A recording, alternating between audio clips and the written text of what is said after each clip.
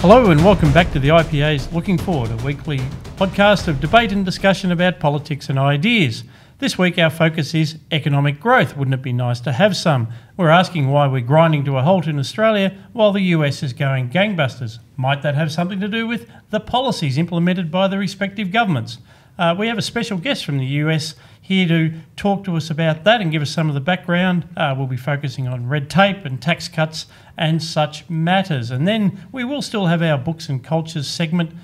We have Tyler Cowen's so-called love letter to big business, which I'll be talking about.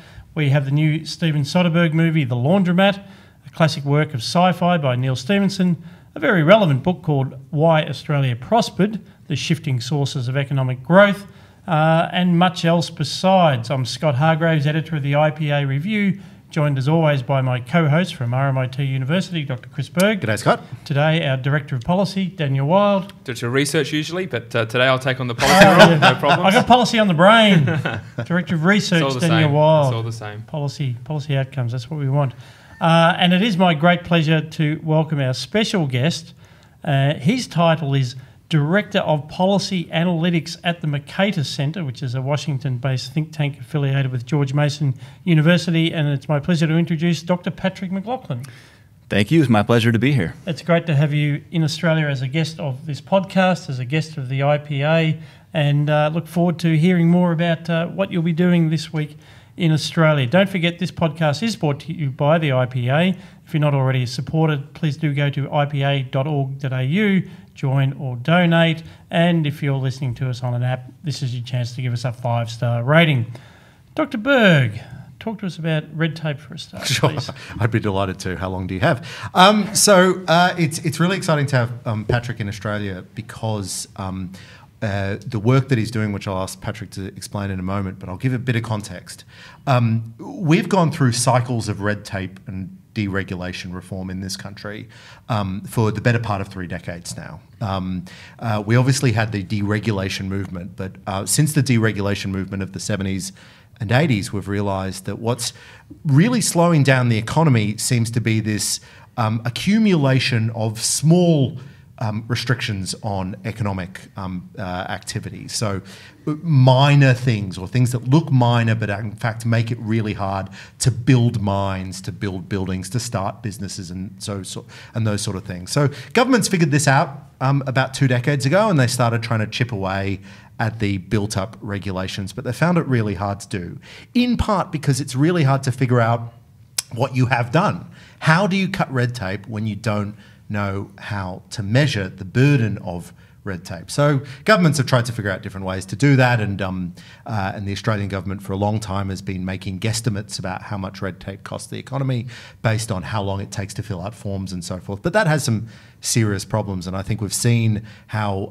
the vagueness of those sort of measures means it's really hard to hold those governments to account, which is why we're really interested in Patrick's project. So Patrick's project at the Mercatus Institute is called Mercatus Center is called RegData, and I'd love to hear you explain to our listeners exactly what that is. Well, thanks. That's a really good build-up to it, because the same sort of problems have been occurring in the United States for decades as well, in the sense that going all the way back to the Jimmy Carter years in the late 1970s, every president in the U.S. has said, we've got too much regulation, there's too much red tape, I'm going to fix it. And that happened time after time, and we didn't see the effect of it. But there was still this lingering suspicion, regulation, this buildup of regulation. Everyone knows it's been building up over time, and everyone suspected that it's been causing the economy to do worse. We just couldn't measure it. Well, I guess we thought we could measure it, but we were failing to measure it. There were many governments that claimed they had measured it. So what we did with RegData at Mercatus was to actually measure it. It was What a novel idea. yeah, I mean, but it sounds really simple when I put it this way. It's a simple exercise in measurement, and that has made all the difference in terms of knowing how much regulation there is, who's creating it, and who's being affected by it, which parts of the economy are being affected by it. So, Scott, in your introduction, you called me the Director of Policy Analytics at Mercatus. Policy analytics is really what we've been doing. We've been using the tools of machine learning and text analytics, advanced analytics, if you will, to go through the text of policies, in this case regulations, to figure out measure different dimensions of them. And the first one was just the quantity, the sheer quantity of regulation in the U.S. Now we've gone to Australia and Canada and other jurisdictions, but it started in the U.S. And let me just stop this introduction with some numbers. So we went through the roughly 185,000 pages of regulation on the books in the U.S. and said, just what is this stuff? How can we measure this stuff? Well, what is regulation? Regulation by design is prohibiting you from doing stuff or obligating you to do stuff. That's what regulations are, right? Interventions that constrain your choice set. So we said, let's count those up. Let's count up all of the obligations and prohibitions that are created by regulation. And we found that regulation in the United States... But your starting point was 185,000 pages, just to start with. Is that what you said? That's right, yes. And then, so, I mean, we used to do that thing. I mean, even Trump's done this where, you know, you print them out. After I did it, I have to say. Yeah, Berg did it. There's a famous photo of Berg somewhere. Oh, have you seen my video? With a stack of papers that high, and then Donald Trump did it. And so we used to print them out. Look, We'd print them out and we'd stand next to it and say, oh God, look at how high this is. And then I guess, I don't know what happened to that paper after that. Hopefully it was recycled and sent to a good home. But you actually did something with that stack of paper. You actually fed it through the machine, if you like, and analysed it. Yeah, and by the way, I once did stack up all those books, to 185,000 pages, and we made a video of this. Fast forward one more time to today.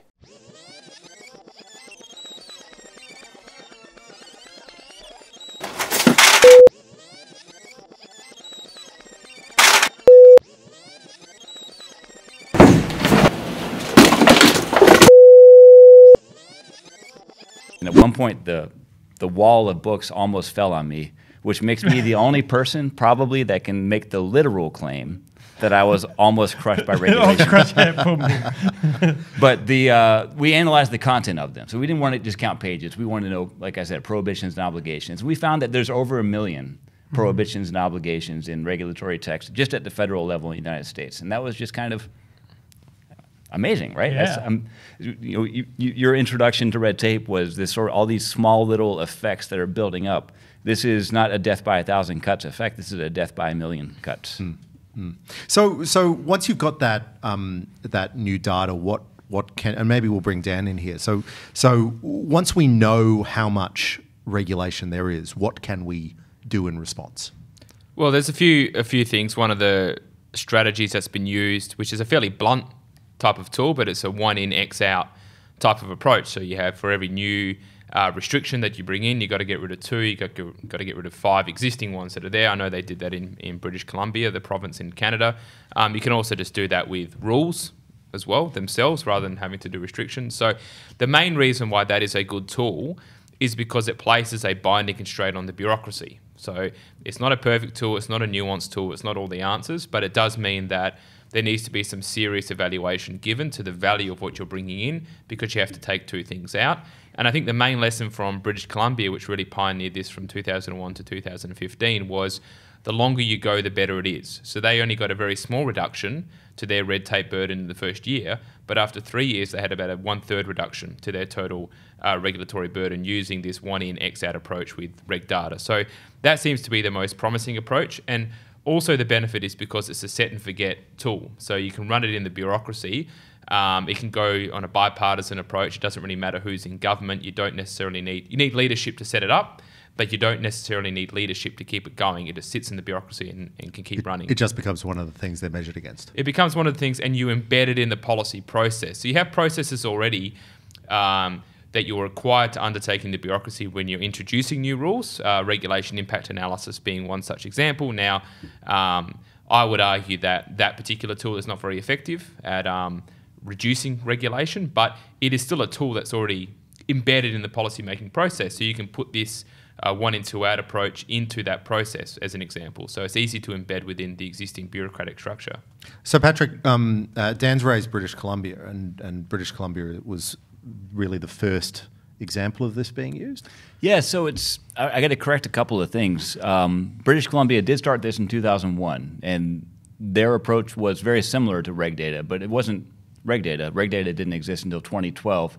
So what British Columbia did was they had an army of interns basically go through all its regulations and related documents. So they were looking at statutes, regulations, guidance documents, forms that businesses might have to fill out, and counting up all of the, what they call them, requirements. So what are all the actions that are required in all these things? They weren't looking at prohibitions like RegData does. But anyway, your other facts were right. Between 2001 and 2004, they cut over a third of those requirements. And they did it by just implementing a simple, perhaps blunt approach, but the merits of it is it's comprehensive, especially in British Columbia, where they looked across all documents, not just a regulation. Comprehensive, objective, and replicable. And I think those are, I guess another word for replicable would be transparent. So once you have some sort of metric that anyone can see and replicate, then you can't hide behind, well, we're analyzing the numbers internally, or we have all these regulatory impact analyses that tell us that our decisions are correct. No, there's no way to game this, really. A requirement is a requirement, and anyone's count's going to stand up. So the RegData is the main difference is it's automated. Right. As opposed to, so in British Columbia, they had people basically doing it. Yeah. And they had slightly different terminology that was used. That's basically it. And yeah. RegData is an automated tool that basically expedites that. They were totally independent of each other. When RegData was started in 2012, I didn't know about British Columbia at all. Okay. But yeah, it turned out to be very similar. British Columbia is a fascinating place to do it because, and I may have talked about this on the podcast before, I can't remember, but Canada as a comparison to Australia is a really important one because it's not well recognised in either Australia or Canada how similar the two countries are. Their political system is virtually identical. Their economy is near identical. The population sizes near identical. They're focused on mining. They've got a significant Indigenous population where we are hot, they are cold. Almost everything that they do, we can do as well. The difference, unfortunately, with Canada is that their federalist system actually works. Oh, imagine that. Yeah. Ours doesn't, and we've referred all our powers up to Canberra for interesting historical reasons. So we need some French. We need what we need. I've always said this. What we need in Australia is a bunch of angry French people who don't want to give power to the. Well, we almost had that with North Queensland. If North Queensland had been its own state, or New Zealand, there's so many options to. But anyway, so this is a side point. But it's a really interesting comparison. And how did you find? So I was talking to. Darcy Allen and Aaron Lane, who helped build up some of the Australian data on this project. And how did you find making the comparison between the American system that you wrote it for and the Australian, obviously quite different legislative and legal framework? It was a lot harder in Australia, which is surprising. There's a lot less regulation in total. There are fewer pages, I should say, of regulations to go through, although we are finding more regulations now than we found the initial time for Reg Data Australia. We just keep them hidden. Yep.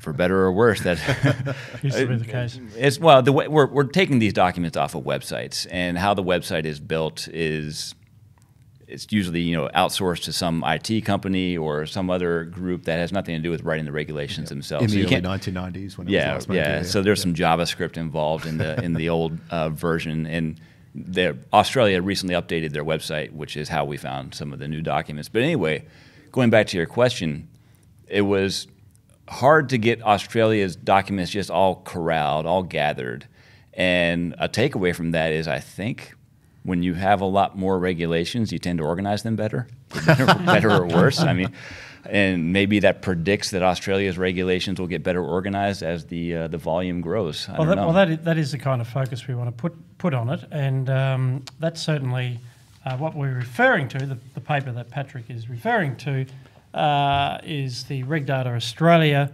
It's a working paper from the Mercatus Center.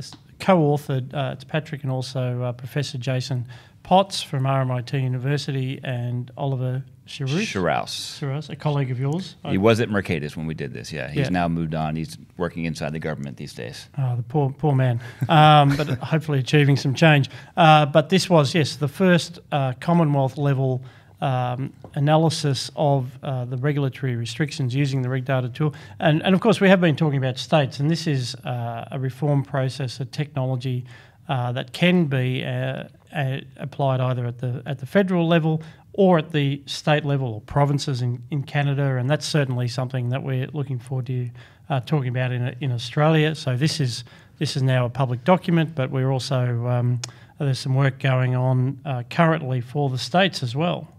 So, So I mean, it's just software, right? RegData is programs that we've developed that can be applied to any document, really, and we can quantify different dimensions of it. Now, whether you can compare them, whether it's an apples-to-apples comparison to say, here's all the restrictions in Australia, here's all the restrictions in the U.S., that you have to be a little bit careful about. But the approach has been, for us, look at ways that the end user is affected by law. That's what we want to get at. What are the prohibitions and obligations that affect you as an individual or you as a business? Whether those come out of regulations or out of statutes or out of other documents, I don't really care. I want to just see all of the effects to the end user that are created by law. And in that sense, I think what we've done in Australia, we looked at legislation as well as regulation here, whereas in the U.S. we looked just at regulation. And the logic there is those are the documents that affect the end user. Yeah, so let's talk about the US then. There's recently been some analysis. As I mentioned at the top of the show, the headline numbers in the US are quite remarkable in terms of, I think, unemployment has reached a 60-year low. I'm not sure of the current growth rate, but it's a number with a 3 in front of it, whereas I think our current rate annualised is a number with a 1 in front of it. That's a significant difference, I think, in anyone's language. And Daniel, you've actually been having a look at the red tape reduction program that the White House put in place and how that's mapped to, or how that's actually driven some of those economic outcomes. Yeah, that's right. I've got a forthcoming paper that analyses what the Trump administration's been doing with its red tape reduction agenda. The short answer is it's hard to tell, as it always is, what exactly is going on. Yeah, so I wish I could have a more of a thorough answer, but that is real cut through. That's real research cut through. But I can't lie to you guys. I can't lie to you guys because I can't get anything past you. But because what happened was basically Trump came in, big emphasis on cutting taxes, energy sector liberalisation, and red tape deregulation. I think he said he wanted to cut regulation by 75%. Right. So I don't know whether he's quite got there yet, but he's got hopefully 6 more years, five more years maybe. So we'll see how he goes. But really, the main thing was a 1 in 2 out approach to cutting red tape. That was the big policy that he had in place. The headline is that it works, so we should do it here.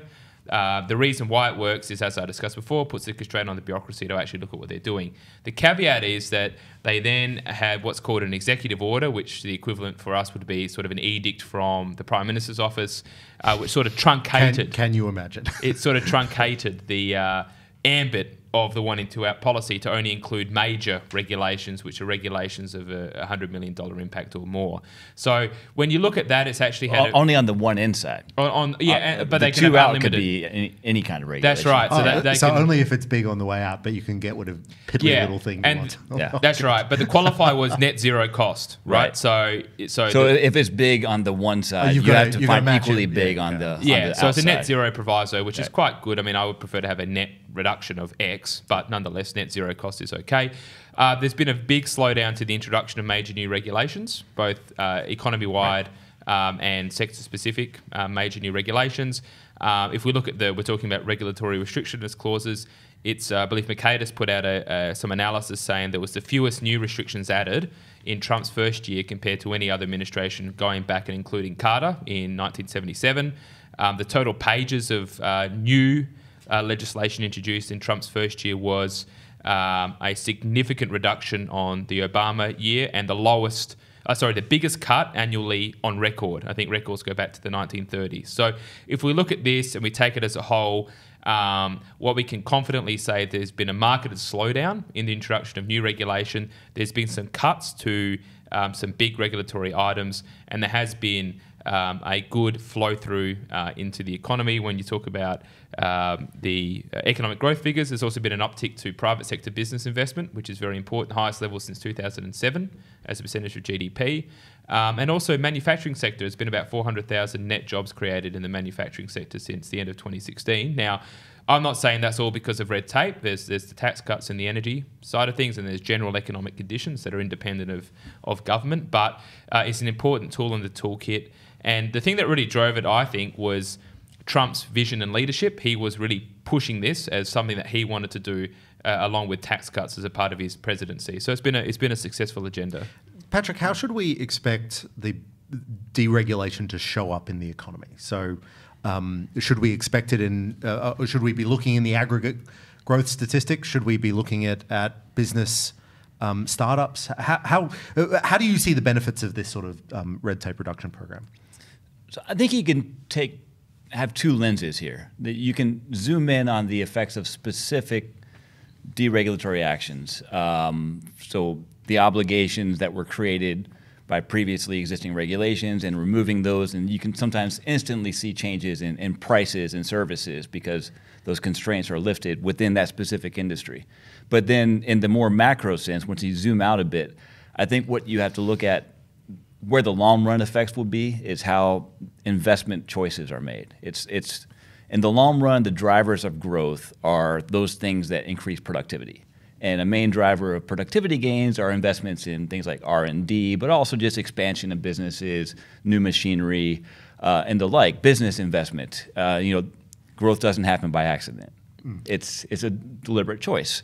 And when businesses are freed up from complying with red tape, especially if those compliance are just costs that don't lead to necessarily benefits, then they can turn and take those funds, those resources, and allocate them to whatever they would have been doing otherwise, which often is investment in things that drive productivity. So that's sort of the macro view. That's the thing you should look for, changes in investment. That's such an important, so I'll just make one comment. Such an important point because the debate that's going on here in Australia right now is about consumption-led growth. That's basically the entire economic establishment in Treasury. Just buy more at Woolworths, and then but also using debt to do it. It works forever, doesn't it? Yeah, I mean we have the second highest debt to GDP ratio in the developed world behind Switzerland, and both public and private debt is at records. And the only view coming out of the economic establishment is you need to borrow more and spend more to have a consumption-led boom. Now, you might get some short-term economic growth from doing that, but that's not a long-term path to prosperity. And the point that we've been trying to make, both in red tape and elsewhere, is you've got to expand the supply side of the economy, and you do that in order to attract more investment, which leads to bigger capital stock, more productivity. So that's such an important point for us to keep on making, that the only way we're going to get long-term improvements to wealth is if we expand, funnily enough, the ability of the economy to generate wealth. I'll tell you what I think is one of the unsung issues with overregulation. It's the harm is actually a dynamic harm. It's not just a harm to growth or individual businesses. It's what happens when you build up all this red tape, the million restrictions or what have you. It just makes the economy a lot less flexible. It fixes it into certain patterns. It makes it harder to adapt and reallocate resources in a crisis. Because if you think about it this way, if we all lost our jobs tomorrow, if the economy went down and we lost our jobs, and from the IPA or RMIT or Mercatus had to say goodbye, if we're unable to get a new job, that's going to be the problem. And so you've got to be thinking about how easy it is to hire people who have been put onto the labour market suddenly. If suddenly a city goes into decline, say Detroit or a Rust Belt city goes into decline, how easy it is for firms who no longer can successfully operate in that city to build in a new city, to build a new warehouse, to build a new factory. So I reckon the big problem that we have is it's actually very hard to measure, but it's the fact that too much red tape makes us particularly unadaptable to sudden changes, recessions, natural disasters, whatever it is, just sudden changes, technological shocks, all that right, sort it's of thing. changes on the positive side too. It's not just recessions, but it's also the new the ideas. invention, new ideas, platforms that let contractors turn up and drive for you instead of a taxi driver. That's a nice way of saying. I had sort of an apocalyptic way of describing that. So there's regulations on the books in the U.S. Affecting railways, right? These old rules, it's an old industry, and these rules require a person to physically be out on the tracks with basically a yardstick, a ruler, and measure the distance between the two tracks, the two metal tracks. And it's not a very effective way of... Presumably he has to run very fast in front of the train to do this. And presumably they're shut down the train for that segment that he's operating on, although sometimes accidents do happen. But the point is, there's machines that can do this much better than people. But the rules still say people have to be out there using a ruler and measuring the distance between the two tracks. And it's just no one really is arguing that the machine couldn't do a better job. It's just the stasis of regulation it's always there. Yeah. It's the lack of inertia. It's so difficult to change the status quo once something is ensconced in regulation, even when new technology offers a better solution. And I think sorry, Chris, I just want to follow up on Patrick's point, because that's exactly the kind of story that we hear from business, but Australian business has been, I think, unable to grapple with the problem at the overall level, because whenever we talk to people in business, they have anecdotes for their industry, which the things that drive them mad. It's pretty well, and individuals for that matter. You can ask any citizen, what are the things that drive you mad, and they'll be able to tell you about red tape. But one of two things happens. Either maybe somehow some political focus comes on that one rule, and that one rule gets fixed. And then the people agitating for it go away. Regulation's fixed as far as I'm concerned, so I don't need to be focused on this anymore. That's right. The whole thing disappears, or there's conversations about it. Nothing happens at all, because what's been lacking is a sustained ability to reform this. And of course, one of the things is the bureaucracy has we have a permanent bureaucracy in Australia, unlike the US. We have the Parliament, an independent public service. And the first thing you will see in any of these discussions is complete inertia. They're not necessarily there to help this agenda at all. It's not just that it's not in their interest. It's just their state of being is to keep doing that's what bureaucracies do. They keep things running the way they were. I once had a grad student who was writing his thesis under me, and he showed up in my office one day, and he said, "I've got it. I've got the title for my paper, for my thesis." I said, "All right, let's hear it." He said, "Regulators regulate." Haters going to hate, regulators going to regulate. Yeah. It's hard to disagree with that. It's actually a great insight. It's saying what you just said. The bureaucracies were formed with a mission, and the people that work there have self-selected into the bureaucracies to help fulfill that mission. And the tool that they have, unless there's a 1 in, 2 out, or some other sort of regulatory budget implemented, the tools that they have is one. It's make more regulations. This is why the old rules affecting how railroad inspections occur are still there, because there's no incentive to go back and update that. The incentive is all make new regulations that will win new battles in the minds of the regulators. So how does RegData address that? We've talked about RegData as an analytical tool, but it is also the basis of a tool for change. So how does it address that bureaucratic dynamic? So it's really in the implementation of a regulatory budget is how the dynamic changes. RegData is just a tool for measurement, and you can still continue gaining weight even if you know you're overweight, right? And you step on a scale and you see that the number is increasing every day. Doesn't change unless you go on a diet. So RegData is the scale, but the diet part, that is a separate implementation. We've seen that start to be implemented. So as Dan already talked about in the US with the Trump 2-for-1 regulatory budget, with the British Columbia regulatory budget, but it does require that second element, some sort of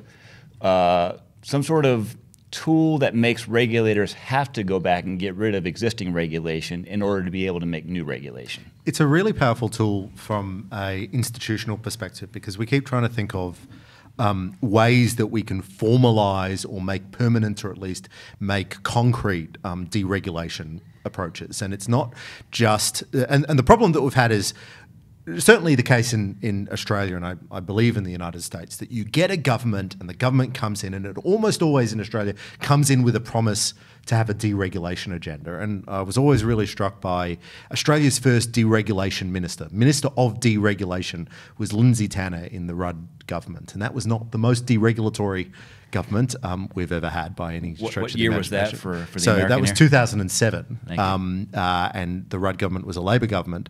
And Kevin Rudd came in and said, you know, we are wildly overregulated. The Howard government has overregulated our economy, and they launched this new deregulation minister, and it went almost nowhere, which was predictable. But what we need is institutional settings that mean outside that first flurry of enthusiasm, it will stick. And building those sorts of tools, or building references to those tools into the parliamentary process, into committee hearing processes. You know, what is the regulatory impact of each new legislation in a formal reg data sense? That's how we can make change. It will always require, as Dan's pointed out, it will always require a degree of political leadership, which the Trump administration has offered, and various other state governments and like British Columbia have offered as well. But we're trying to build in new rules into the system that make the system better in the long term.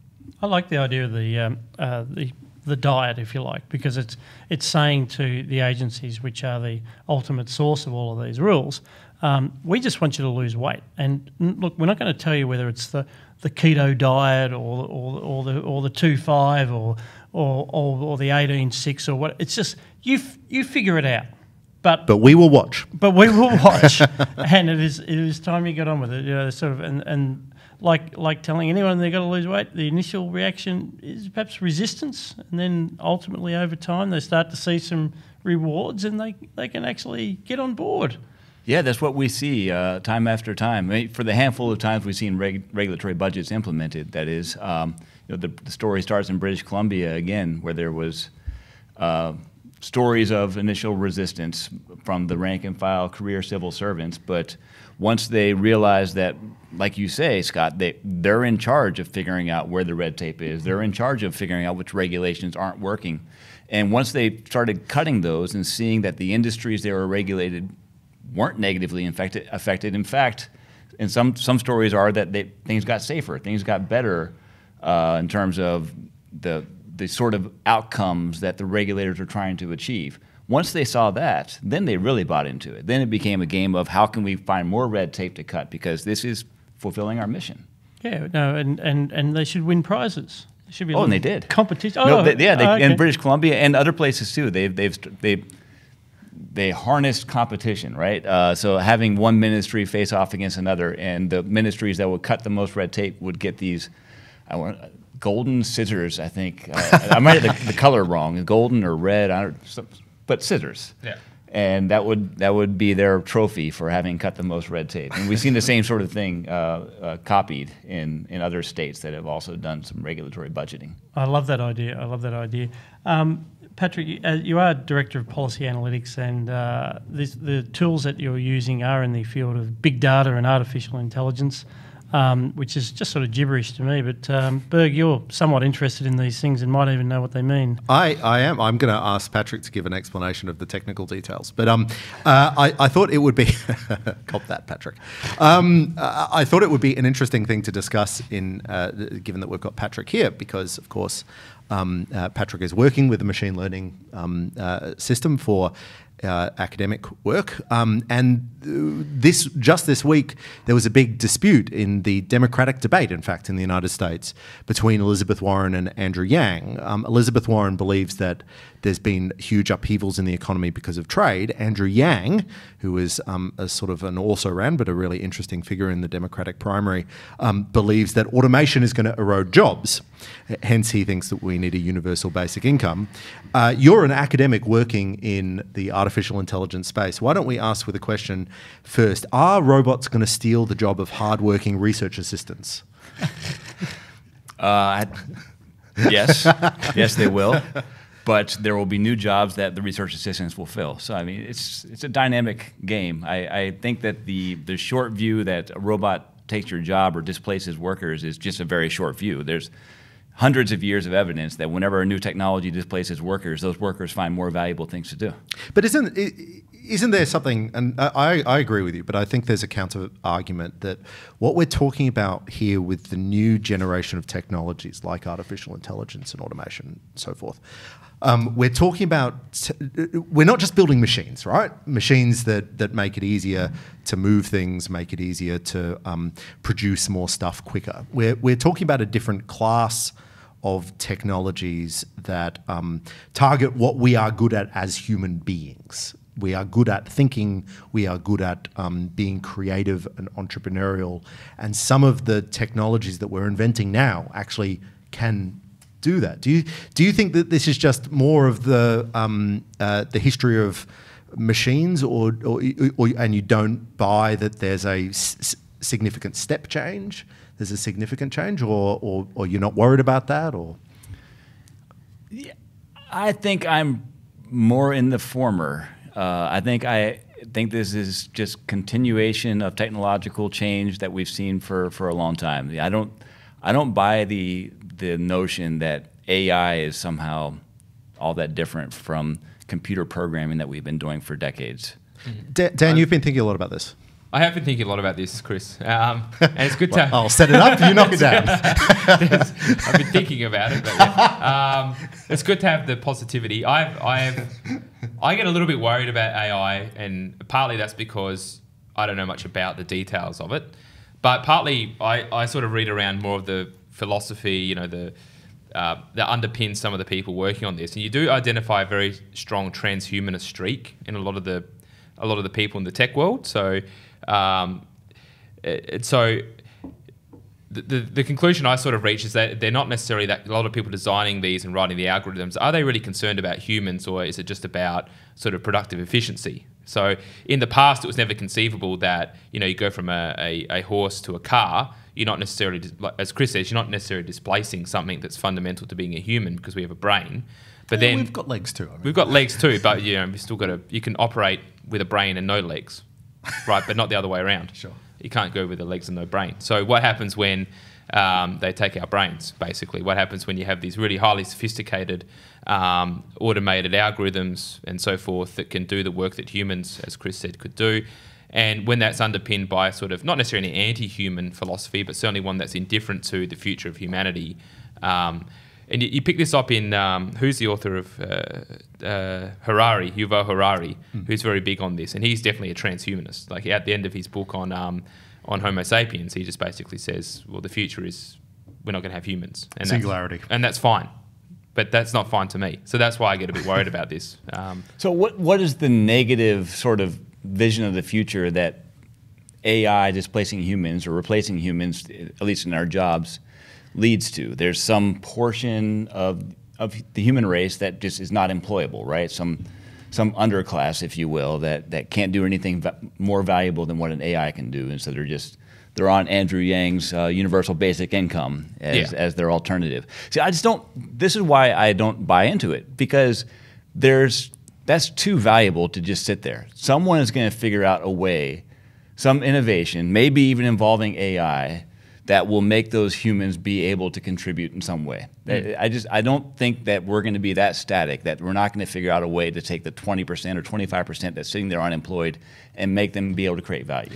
I think that's a incredible insight. I particularly like the idea that AI will actually help us work through these interesting challenges. So I've been doing a project at the moment, or we've been doing a project at RMIT in concert with Mancal Education Foundation, our friends in Perth, called The New Technologies of Freedom. And one of the big focuses that we have in that is the way that we can use these technologies for liberty in the case of this particular project. But, if you've got dangers from artificial intelligence, then you can use artificial intelligence to counter those dangers. If you've got dangers from technology that violates privacy, then you can use technologies to protect your privacy more. And the more and more I look at this, I realize that some of the things that we worry about in AI, like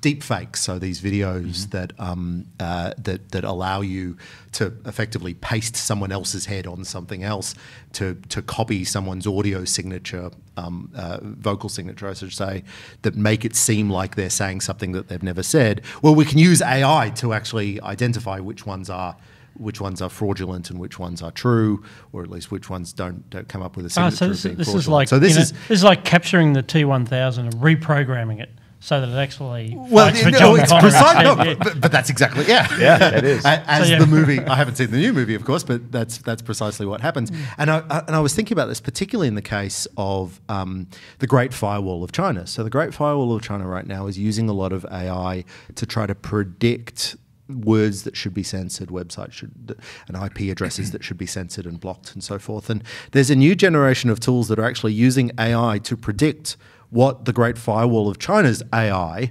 will censor. And if you've got that sort of cat and mouse game, you can start beating it at its own, and you can start getting through in a more efficient way, because defeating the Great Firewall of China turns out right now is very labor intensive, just like censorship is very labor intensive. So as the Chinese censors want to move to AI, then the people who want to defeat Chinese censorship want to move to AI. And I sort of see in this future world the same thing that we're having in the cybersecurity space, that we have a arms race as people develop new tools for bad, and other people respond with developing new tools for good. Well, the interesting thing, and I'd like to get your views on this, is the thing it sort of comes down to me, and this is what you're alluding to, I think, a bit, is who is actually writing the algorithms. Are they good people or not?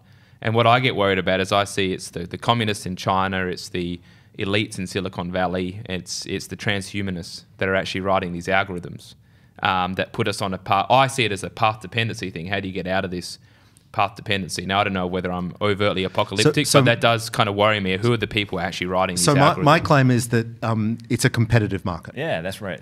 So some bad people will write bad things, but good people can write good things too. The challenge is you want to make sure that there's no monopoly over algorithm design.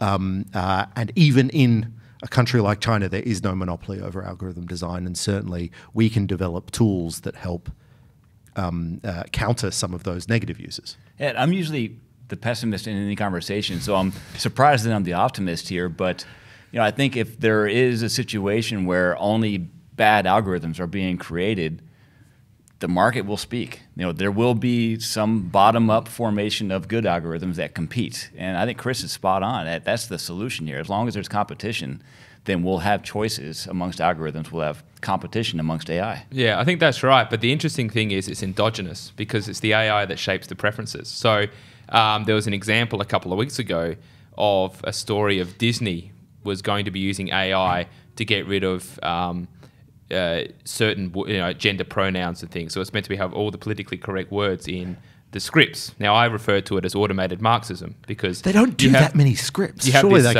you have this Marxist ideology of essentially cultural. Humans read them, right? No, but humans will eventually have to read them. They wrote them. You can try and joke your way out of it, but this is a serious point, right? It's basically taking Marxism and embedding it into automated structures that then feeds into people's values.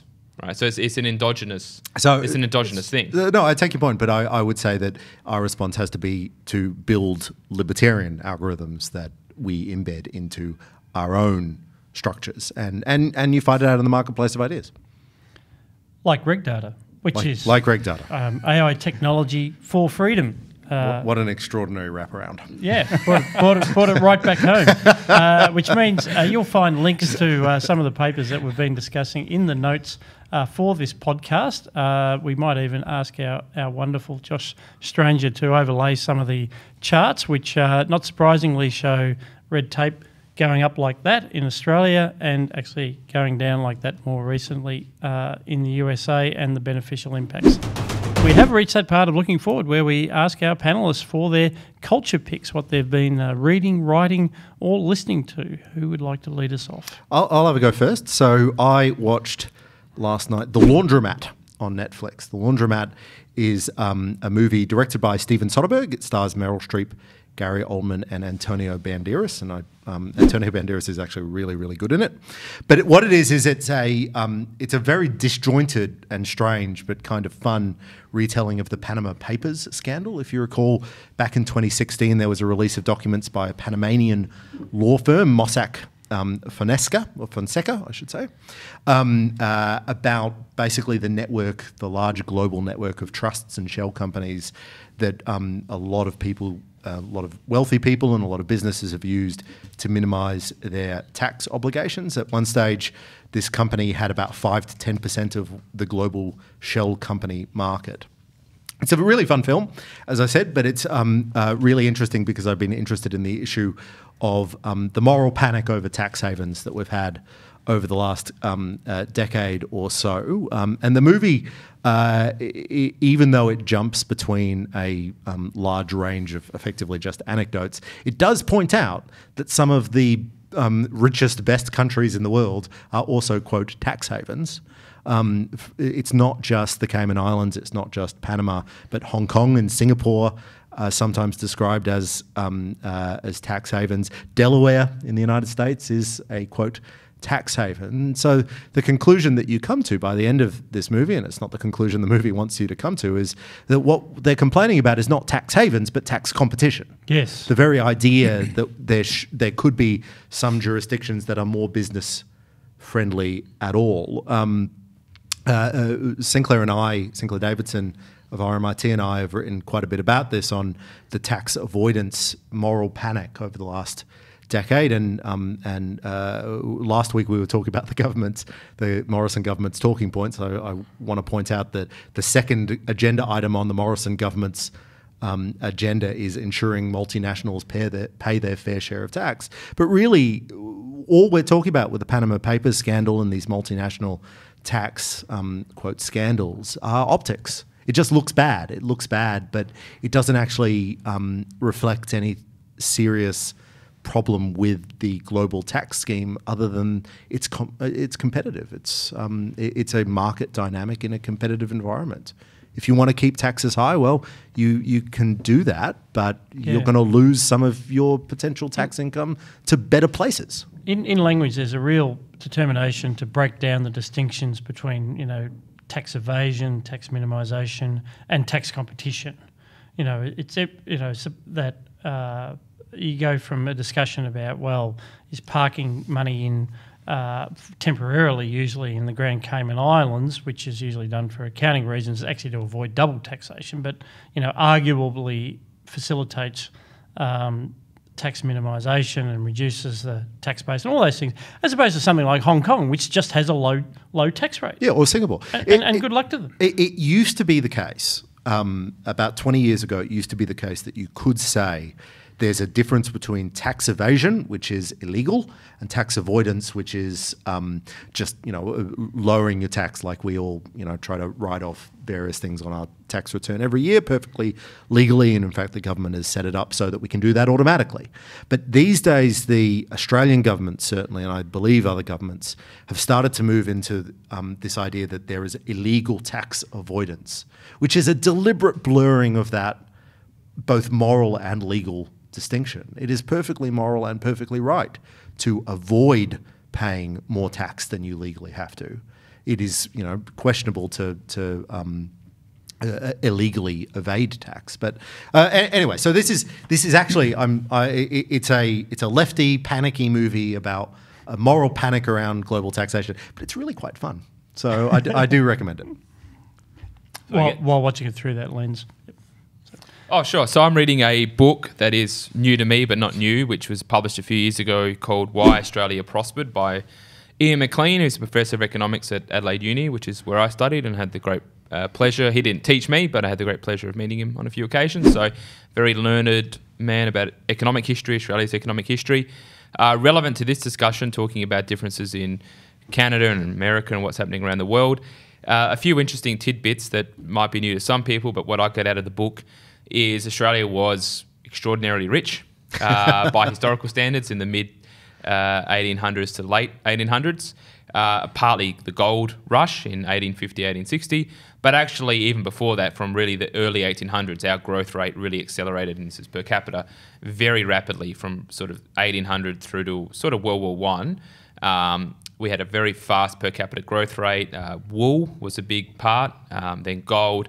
We had big immigration that came with the economic prospects of those two fundamental commodities. We were the richest nation in the world in per capita terms in somewhere around 1860, 70, 80. Somewhere, this is not really an exact science, but somewhere around then. I think Melbourne was the richest city in the world at around that time. Also at almost up to the turn of the century. Almost up to the turn, in large part because of gold, and a lot of the great buildings that you may have seen, Patrick, around were in part funded by that gold boom. So that lives on today. But the other point that Ian Mclean... The other place is British Columbia, funnily enough. Is that right? Well, there you go. So that's a good point. And they have Reg Data now, so we should do that. So the other key point, though, that Ian Mclean makes is, this isn't all just about luck. So it's interesting timing because there was a report from... It was I can't remember if it's IMF or OECD. I remember it got a run in the AFR about Australia is dumb but getting rich, and we're dumb because we just have a resources base, right? And that somehow makes us dumb because that generates all our wealth. Now, apparently, this guy hasn't heard of Ricardian, comparative advantage or anything. But the point is that, lots of countries have resources, but they're not all rich. Why are some countries richer than others that have resources? Venezuela and a lot of that has is resources, yep. Venezuela, but Argentina is an example of a once great, prosperous country that is now quite poor. And it's basically institutions. It's your institutions, your private property, rule of law, trust in a society, a market-based economy, all of these kind of fundamentals. It gets back to what we're talking about, business investment. You've got to have faith that your contract's going to be adhered to and so forth. So it's really a story about, we're lucky that we've got resources, even though we've done our best to kind of regulate our way out of that in some ways. But it's also really the importance of the institutions that we have, and they are really the backbone of our prospering economy. I'll tell you what, it's a very good book, but I do have one problem with it, which is that it tells this sort of just so story about Australian history. That and the story that it's saying is that we made the right institutional decisions at the right time every time, because he ends up defending he ends up defending a large portion of the Australian settlement by saying that when we went protectionists in the early part of the 20th century, that was precisely the right decision. That was the right time to go protectionist. And then when we decided to go free trade, that was in the 1970s, 1980s, that was the right time to go free trade. And look, and he makes his case for that, and he makes the case well. But what it doesn't have is the sort of public choice story that maybe in sometimes we had special interest capture that meant that we made the wrong decision, and we could have been richer for longer. We could have been, Melbourne was the richest city in the world at the turn of the century. Why weren't we the richest city in the world at the mid 20th century? And so he doesn't really navigate those questions very well, to my mind. It's an efficient policy story in a funny way. Yeah, I think one of the things that appeals to me, though, is Australia always does muddle through somehow. We just managed to keep going, even though, we have wool, we have gold, we have coal, and we've got like a third of the world's uranium supplies as well. So we always have this way of just getting into a hole, and we find new things, and we keep going, and we manage 400,000 international students at the moment. That's the latest. No, and the strong. But we always manage just to somehow keep going and stay going. And in that sense, the point that it's not just that we keep going, we don't fall into a Venezuela or Argentina. No, we get ourselves out of it. And it goes back to your institution story. That's right. Yeah. Yeah, the innovation happens when government's not looking, usually. Patrick.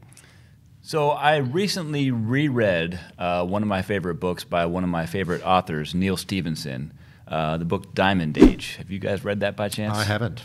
No. It's written back in 1995. So this is before that, 1995, and it held up well. It's almost 25 years old, and this book talks about a future society where scarcity is different. There's still scarcity, but it's taken a different shape because there's basically 3D printers. He doesn't call it that, but 3D printers on every street corner. And you can go out and print up your meal or print up a bed or whatever your basic needs are. They're met. And so the game changes for humans. Competition still occurs, but it's on different margins. It's sort of on for being in different groups rather than for having more stuff. And so it's a really interesting exploration of what would the world be like in a world of not lack of scarcity, but different scarcity.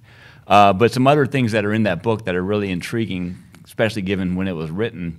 There's iPads, basically, that are how kids are starting to be educated, and a big part of the book is revolving around this computer programmer, basically, who's designing an iPad that can be used as a sort of separate curriculum for this group of orphans, and it's interesting. But you know, the iPad is clearly part of the vision, and then the other one that's really interesting, probably will catch your fancy, is he only spends maybe a page or so talking about it, but digital currencies are in there. And he kind of mentions the irrelevance of governments and explains why they're irrelevant. It's because digital currencies have been around for a while, and once those were invented and able to be exchanged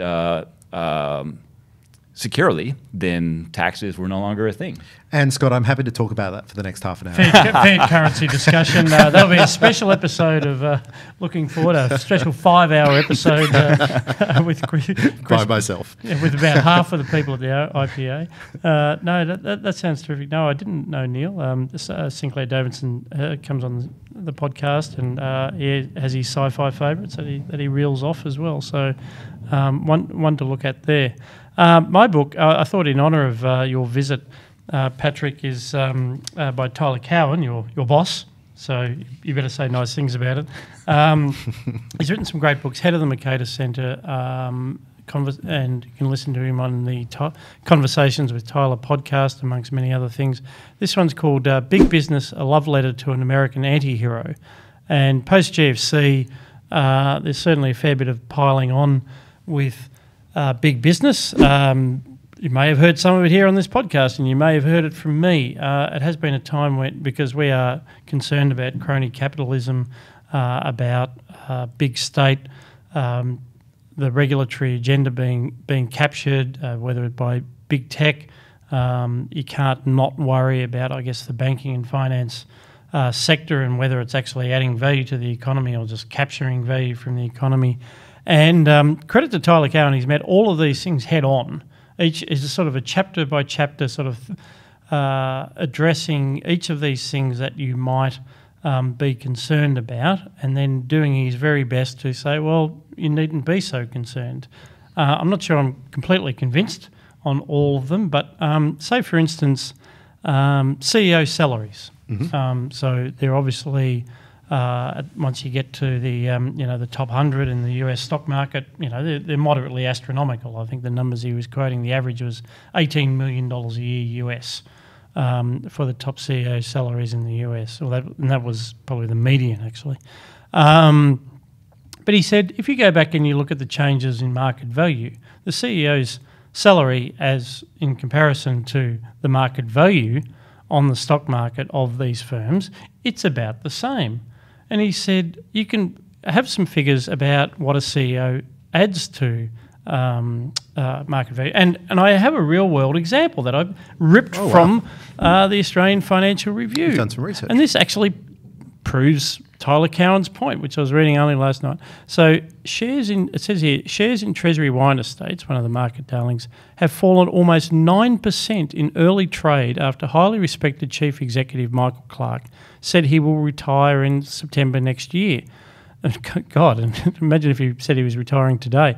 The point being, that was a classic argument that Tyler Cowen had made, which is, yes, these CEOs are paid a lot, and the market is valuing them as being worth a lot, that they actually add values to these companies. So there's evidence that if you believe in efficient markets, they're certainly valuing it. It has all sorts of other examples. Banking and finance, it's 2% of the US economy. It's always been 2% of the US economy. These kinds of things. One of the classic mistakes that people make in the public policy sphere is they look at something that a company does and they can't figure out why that company does it. Why are you paying so much money to your CEO? And they assume that it must be for stupid reasons, or it must be a mistake, or it must be because of corruption or so forth. And almost always there's a reason. There's a reason that they are paid that much, because it's a competitive market, because it actually reflects underlying value and so forth. Yeah, and that occasionally a bad CEO will slip through, but they tend not to last long, and that's why turnover's high. There's also a dignity of work story in there. He makes the point that work is good. There's all these books about how our lives are being immiserated by our dreadful employers, and it's like, well, why then are all the social pathologies, suicide rates, obesity associated with unemployment? Like, working is actually good for your health.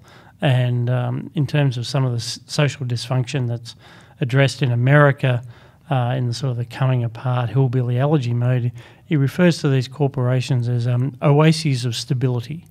And so, as he calls it, it's a love letter to an American anti-hero. So it's not just dry economic statistics. There's actually sort of a rousing defence of the role that corporations can play in society. There's something interesting that's happening on the left at the moment. So in the world of the gig economy, right? So not everybody, but there's lots more people working in Uber or Uber Eats or Deliveroo or what have you. And the left are really frustrated that they can't impose things like minimum wages on these gig economy workers.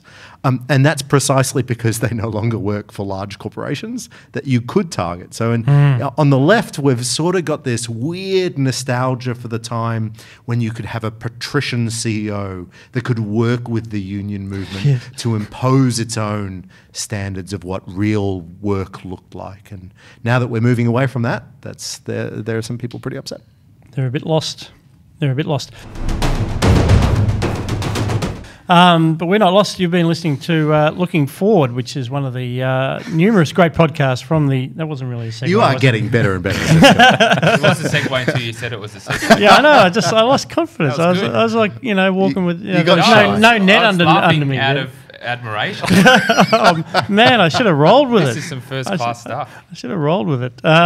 If you're not already a member of the IPA, you can go to our website and join or donate. A big thank you to our panellists today, Dr Chris Berg. Thank you. Dr Patrick McLaughlin from the Mercatus Center. Thank you. And Daniel Wild, our Director of Research. Thanks, Scott. Big thank you, as always, to our producer, Josh Stranger. We'll be back with more Looking Forward next week.